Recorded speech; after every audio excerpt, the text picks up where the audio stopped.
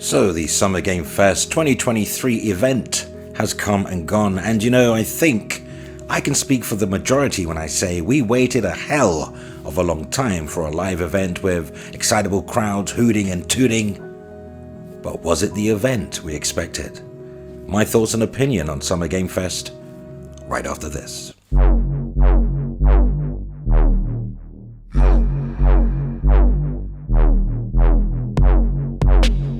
Welcome back to another Foxy Games UK news video. If you like the work I do here, go ahead, like, subscribe, hit notification and follow Foxy Games UK via Twitter at FoxyGames_UK for more informative gaming news, rumour, opinion and gameplay. So this is completely unscripted because I don't feel the need to script to this event, and you'll find out why in due course. But as I say, Summer Game Fest, it's come, it's gone. It's left a raft of games in its midst.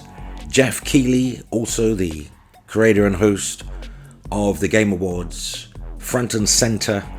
It's been a long time since we've had a crowd in an audience in a live event because of the obvious things that have been going on in the world over the years. So that much great. So good to see that level of interaction instead of this boring digital direct type event. So I was certainly ready for some action here, and it looks like the crowd were too. So before I get into what was actually shown at the event, a special mention has to go to a certain game that wasn't at the event, and I'm certainly as surprised as you are as to why it wasn't there. But Persona 3 Reload, wow. Look at that, and Xbox has got the exclusive on this because there's no mention of PlayStation anywhere. It's Xbox Game Pass, day and date, coming to PC, no sign of PlayStation. That's not to say it won't be on PlayStation platforms, but obviously Xbox has some kind of exclusivity here. Or Sony would have put up one of its own trailers by now on YouTube, obviously not to be left out of the limelight. So that surprised me, that Persona 3, a remake of Persona 3 Reload coming early 2024, no sign of a PlayStation version. Good thing I own an Xbox. Okay, on with what was shown at the actual show. And so here's a game I'd love to play on my Nintendo Switch, not so much on the high-end console, and surprised that Ubisoft did not save this for their Ubisoft Forward event, which is coming up. But they revealed new details about their new Prince of Persia game, and it isn't the long-delayed Prince of Persia The Sands of Time remake. This is something else entirely, and it all kicked off at the Summer Game Fest 2023. And this game actually started the show, a new side-scrolling action platformer, as I say, Prince of Persia, The Lost Crown, where you dash into a stylish and thrilling action-adventure platformer game set in the mythological Persian world, with the boundaries of time and space are yours to manipulate that according to the game's website, and you'll be able to access time powers for fighting and platforming, and the game will have different biomes, have their own identity, wonders and dangers, boss fights. Based on the game's reveal trailer, it really looks like it's going to have some fluid gameplay, fantastic animation. I'm digging the art style, specifically to play on a portable handheld. The original Sands of Time and The Lost Crown seems to carry over much of that game, certainly. Sands of Time remake was just rebooted, and according to a press release, the game is inspired by a Metroidvania structure. So it's got that, if you look at it really closely, you can always see kind of similar art style, similar style of play to the recent Metroid game that just got released on Switch, funny enough, that side-scrolling 3D-esque. So Prince of Persia Lost Crown is set to release on January 18th, as seen in the trailer here, for PlayStation, Xbox, Nintendo Switch and PC. And Ubisoft will reveal more about the game June 12th at its Ubisoft Forward event. Now, I may not be going into the same chronological order as the show, but next game, Sonic the Hedgehog, is returning with a brand new and modern look. Now, the Sega Genesis or Mega Drive, if you're UK, Japan, Europe, well, the Sega mascot and friends will star in Sonic Superstars, a new take on the 2D platform franchise that trades in its classic 16-bit graphics for more contemporary more up-to-date art style. Now, the game's trailer starts off by showing the hedgehog competing in the original Green Hill Zone, if you remember the 1991 original, and he finds himself in a split-screen view that catapults his appearance into 2023 standards. Now, this game, another game I want to play on the Nintendo Switch, and only there. Apart from the updated graphics, the title showcases familiar gameplay, some new tricks, as well as a known supporting cast, and you can switch between any of these characters. You can play any one of them, including Tails, Knuckles, Amy and Rose in co-op. Unsurprisingly, they're on a mission to take down Dr. Eggman, also known as Dr. Robotnik. It's also showcasing in the trailer co-op gameplay with friends. So that opens up the game to a whole new audience. And as I say, it does look delightful. Sonic Superstars is scheduled to launch this fall and will be available for PlayStation 5, PlayStation 4, Xbox Series X and S, Xbox One, Nintendo Switch, and PC via Steam and the Epic Games Store. And if all that wasn't enough, we were quickly treated to a look at Mortal Kombat 1. Yes, we've seen the reveal trailer, but no whiff of gameplay until now, and this includes gameplay, so expect plenty of blood and gore, which I have sensibly edited out for fear of demonetization. Now, I am talking about decapitation, source of the face, spinal cord removals, you know, the mundane Friday fights, what you'd expect from Mortal Kombat. In the trailer, it was gory, horrendous, and delightfully horrific. Ed Boon also came up on stage to the Summer Game Fest event talking about the game with Jeff Keighley. Boon affirmed that Mortal Kombat 1 is the beginning of a totally new timeline, a new dimension even, and this means that the team is mixing the whole thing up. Sub-Zero and Scorpion are now brothers, rivals are now allies, and so on. So new enemies thrown into the mix. They've also got original costumes from the original games, which I love to see Sonya in. Now, Boon also gave us a look and a breakdown on the game's cameos, saying you can combine characters with cameo fighters. You can even have Sub-Zero and Sub-Zero if you like. Essentially, you pick a character from your Mortal Kombat 1 roster, then pick a cameo fighter from a second roster to join you. These fighters will join the fight. It'll be some sort of timed special that brings them in. You can do it a couple times around so you don't spam it. So imagine yourself as Sub-Zero, but you also have some Jax moves. You can basically combine these two characters, Boon explained, and all of these characters can be combined with all the cameo characters. That's where the player's imagination comes in. And you know, when I think about the recently released Street Fighter 6, I think about upcoming Tekken 8, and in between that we got Mortal Kombat 1, which offered some gruesome first PlayStation 5 actually gameplay footage of Mortal Kombat 1, visually astounding, including incredible story mode cinematics, a bunch of gameplay, and of course those fatalities. Now, the grisly gameplay footage, which obviously I've edited here, also gives us a first taste of the previously announced cameo system, and all those confirmed characters, as I say, can be linked and joined, and this just really makes the game totally different from last entries. And I like the fact that they're in a different dimension now. They've changed up the whole story, refresh the story, otherwise it would be boring.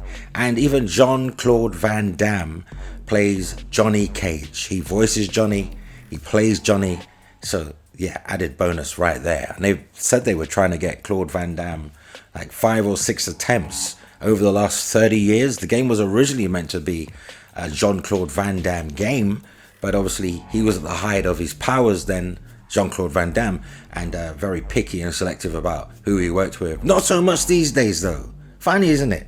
That later on in life, all these actors, they'll pretty much do any job.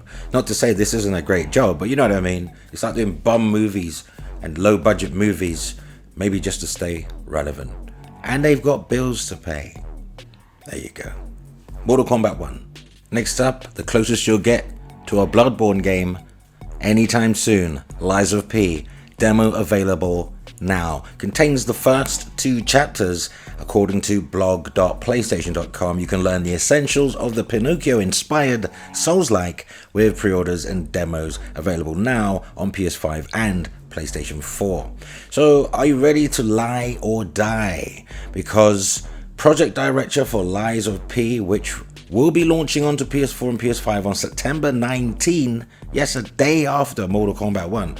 You may know that Lies of P is an action, Souls-like game inspired by the tale of everyone's favourite liar, Pinocchio. Plenty of those on Twitter. Set in a dark Belle Epoch world, but do you know how to lie your way through the first 2 chapters of the game? And I'm not going to tell you a step-by-step guide and take away the experience, but I'll be your blue fairy of sorts with pointers that you won't get anywhere else, he says. So you can explore Krat. The demo gives you a first glimpse of what's explorable in Krat, and there's lots to discover. So make sure you explore locations and make your way through Hotel Krat, and just may uncover secrets that help P grow stronger and additional background information. I hope that all translates to the final game. I don't want to put in, that work of, 2 levels. I don't know if you level up, what type of leveling up system they've got, but I hope it transfers to the other game. But yeah, Lies of P, everybody, September 19, 2023. Game Pass day 1, so you don't even have to buy the game, just pay your subscription. And obviously on PlayStation 5 and 4, probably for $60, $70, who knows. Play the demo now.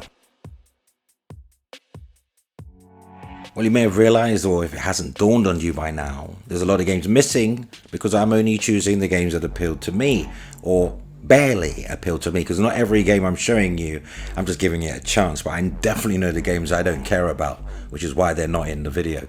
Now, John Carpenter's Toxic Commando, coming next year to PC and console. The trailer was, wow, more zombies. Don't you just love killing zombies? So John Carpenter, which is the real catch here, is back in video games. Revealed during Summer Game Fest is John Carpenter's Toxic Commando, aiming for release on console and PC in 2024 from Focus Home Entertainment and Saber Interactive. Toxic Commando is a cooperative first-person shooter game powered by Saber Interactive's Swarm engine. Here's a quote: "It's exciting to be collaborating on a new video game with Focus and Saber. Look, I really like shooting zombies. They keep telling me that they're going to call them infected. Please, they're ghouls, dude. They blow up real good, and there's a ton of them. People are going to love this game." John Carpenter there, everybody.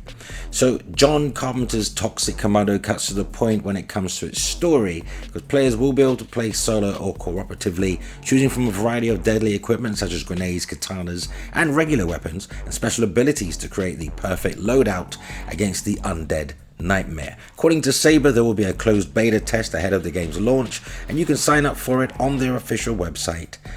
Big up to WCCF Tech for their info. Check out the trailer right here. John Carpenter's Toxic Commando. Now here's a game that's giving you the first glimpse of what current gen should look like. Immortals of Avian. Published by Electronic Arts and developed by Ascendant Studios, who have released a new gameplay trailer for fantasy first-person magic shooter, Immortals of Avian. The video description reads, as Sandrak and his forces continue to march towards their goal, the Immortals aren't too far behind to stop him. Jack, Devin, and Zendara board a colossal, massive walking automaton able to transport an entire battalion of battle mages to chase Sandrak down. So there you have it. What more can I say? It does look beautiful. You can master 3 forces of magic and unleash spells with deadly skill in a game that defies first-person shooter conventions. Lots of particle effects everywhere. The lighting looks phenomenal. You can be the battle mage and join the Order of Immortals, the champion protectors of Lucium, don't like that name, but become Jack, an elite Triarch Magnus. Or master your magic fast, fluid, first-person spell-based combat that's easy to learn and satisfying to master, where players are rewarded for clever chained attacks and well-timed counters, and unleash your arsenal of spells, unlock and upgrade more than 25 spells and 80 talents. Discover, upgrade and craft hundreds of pieces of magical gear to synergize your playable styles across 3 forces of magic, and you'll save the world on the edge of an abyss. Jack and Lucium's elite immortals must race to uncover the mysteries of Avium's past, and if there's any hope of saving its future. Immortals of Avian is developed, as I say, by Ascendant Studios, an independent AAA team led by Brett Robbins, creative director of Dead Space and Call of Duty, a lot of pedigree there, and published by EA originals, due out for PlayStation 5, Xbox Series consoles and PC via Steam and the Epic Games Store and via the EA app on July 20th. Not long to go now. Now here's a bit of a weird one. We all saw the PlayStation showcase, right? And not all of us walked away from viewing that showcase best pleased with the outcome. Yeah, there were some great games there, amazing games. But for me, it was a presentation, the pacing, it was all off for me. Very slow and plodding, and they built it up too much, which led me to build it up on a whole bunch of other PlayStation-centric channels, and we got egg in our face. So what puzzles me is why Sony just didn't choose their own event to give the Spider-Man 2 release date. Did they want a second win? Because at the end of the day, I think this would have served their own showcase a lot better. But anyway, in any event, we have the release date. It is October 20th, and I, for one, cannot wait. So let's go on to Final Fantasy VII. What a fantastic trailer. The follow-up to Final Fantasy VII Remake, Final Fantasy Rebirth. Finally, we get to see the game open up. I'm not saying it's a full open world, but what I am saying is, and you can see it for yourself from the delicious, wonderful vistas on show here, that this game is going to be far more open, a much bigger play area. I'd say a large sandbox rather than a fully fledged open world game. It doesn't really need to be fully open world because only Midgar is the area that's the wide open aspect of the entire game. But as you can see, Chocobo's there, Cloud. It looks like there'll be races as well. That looks like a race, or are they just on their way to a side quest? Visually stunning. It's up there, really, isn't it, with Ratchet and Clank level graphics. It's just fantastic. You can see an improvement as well over the first game. And once again, Sony and Square Enix and their relationship, it really is working out in terms of production and quality, in terms of the products available exclusively to PlayStation platforms. So, Final Fantasy VII Rebirth then. The sequel to the remake of the much loved RPG finally has a release window. It'll be coming to PlayStation 5 exclusively in early 2024. The announcement was made during the Summer Game Fest. It was actually the closing trailer. In a trailer where we got a major new look at the upcoming game, Cloud and crew wandered across grassy fields. Looks like they visited a Cosmo Canyon and took on some fearsome enemies. Even Yuffie, who first came back in Final Fantasy VII Remake's DLC, has shown up in the trailer. The game will be available across 2 discs according to the trailer. And if you know anything about PlayStation's Blu-ray disc, they're 100 gigabyte of capacity. Yeah, 100 gigabyte of data can fit on one of those babies, and this game's going to take up 2. How big is this game? This is insane. Now, the second chapter of the elaborate remake project was unveiled last year following the launch of Final Fantasy VII Remake back in 2020. Over the last few days, Square Enix has been teasing big news about the game through a series of tweets, confirming things like new characters and what sounds like a far more open world, and certainly more music. The day of the release date announcement, the company hinted that more information will be revealed soon, perhaps Tokyo Game Show. Of course, Rebirth isn't the only major Final Fantasy release coming. You've got Final Fantasy XVI, again exclusive to PlayStation 5, which takes the series in a much darker Game of Thrones inspired direction, and that launches very soon. It hits PS5 on June 22nd. And there's one other smaller Final Fantasy VII game, but it was for Android and iOS, so doubt there'll be many people talking about that in my comment section.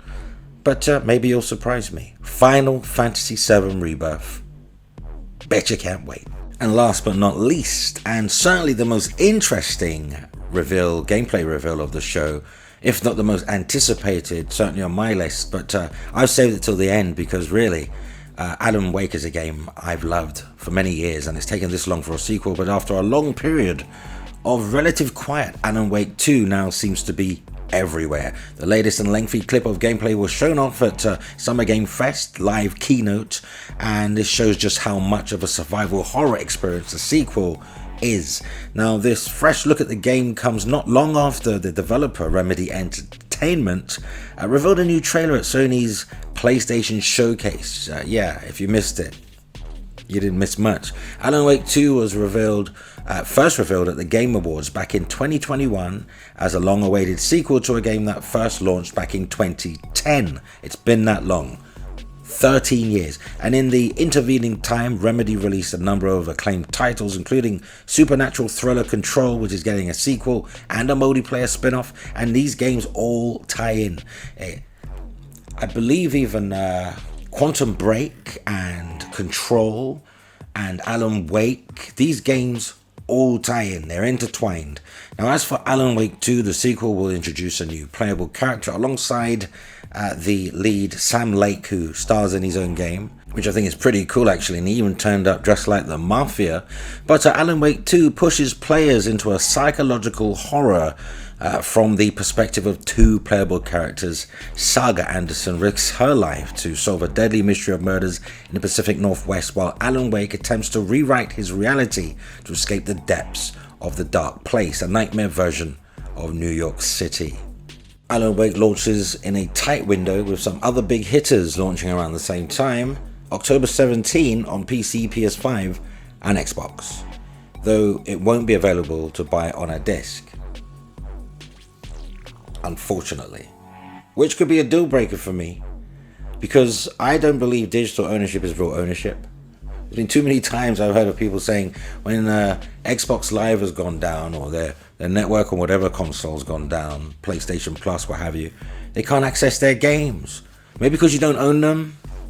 There you go. At least when I got my physical copy, in it goes, push start, press square, whatever. I'm playing. That's the point. So I don't know how I feel about, well, I do know how I feel, but I don't know if it's enough to deter me from playing the game.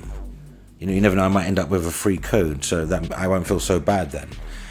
Yeah, so that's the event in a nutshell. Those are the best games in my opinion. There's the man who sold his name or has no name and all that stuff. We know all about those games. So I'm not mentioning games we already know about. These are the games that we got to see more on, and gameplay was finally shown, and the standout games for me. Now, comparatively, a lot of people had some pushback for me because I wasn't that impressed with this event, to be honest. Certainly not blown away. There was far too much PC stuff, far too much Android mobile stuff, far too much stuff, just stuff, nothing really mind-blowing. You know, what they did show, the stuff I'm showing you here in this video, yeah, you'd think if the whole show was just that, 10 out of 10. Because they added so much gunk and junk in between that nobody really cares about. Yeah, I'm sure somebody does. I'm speaking for myself here, and I assume some of my subscribers. Partway through, I just lost interest. I even took my eyes off the Final Fantasy VII remake trailer for a few moments, because by that time, I just lost interest in the show. I even tweeted more like Ballfest than Summer Game Fest, and I got so much pushback. You know, I said, wow, Final Fantasy VII Rebirth looks utterly incredible, but that's not quite enough to save the Summer Game Fest event. And rather amusingly, I tweeted, help me, Xbox Showcase, you're my only hope, with a picture of Princess Leia. You know what I mean? But yeah, there's been some great games released on these current gen platforms, and I'm not just talking PlayStation, Xbox, Nintendo, whatever. And there's even more great games to come, but why does it feel like the most underwhelming generation I've ever experienced? Am I being too discerning? Because I only feel like this. I only feel this way in this gen. It might be that we're playing catch up now because of the whole pandemic thing. It might be that we've just lost the way of presenting these video game shows now, these live events, it's just, I don't know what it is. I can't quite put my finger on it, because the games are great. I've really enjoyed the games. It's just the whole razzmatazz feels like it's missing. There's a piece missing in the puzzle, and I just don't know what that piece, I don't know what it is or where it is, you know? And then people had to go at me saying I just like to complain. Oh, look at you just complaining. You're never happy. Because they like the show, because they're over the moon about the show, because they like the PlayStation Showcase, because they love these shows. I'm supposed to just nod my head in approval and agree with them. I'm not allowed to say, well, I didn't really think it was that great. Because when you do, people come at you. You know, it just seems like you and I have some things that we just don't like. The difference between me and those people is I allow for that. I make concessions for that, because you're allowed to not like something I like, and I'm allowed to not like something you like, and vice versa. I haven't insulted anybody or criticized anybody ever for liking anything. Even the Xbox Series S, I criticize the hardware. I don't criticize your enjoyment of it. There's a big difference. It's none of my business if you enjoy Xbox Series S or the Atari Lynx if you still play on a PSP. None of my business as long as you're happy. I can still criticize the hardware. Why are you taking it personal? In fact, if you're enjoying it, you shouldn't care about anyone else's opinion. You know, I just believe like it's getting out of hand. So people will criticize you and lie about you just simply for not aligning with their opinion. Give you an example. I didn't think the PlayStation Showcase was great. I didn't think yesterday's Summer Game Fest was great. And people want to get mad over things that are literally as trivial as video games. Pastime entertainment. When you die, you will not be taking your video games with you. This world is in a hot mess.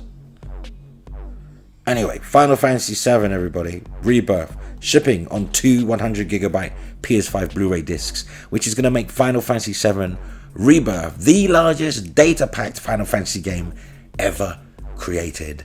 Like, seriously, how big is this game? I'm just happy that, you know, it's not on one disc and you have to download the other 100 gig or 50 gig or 70 gig, whatever it is.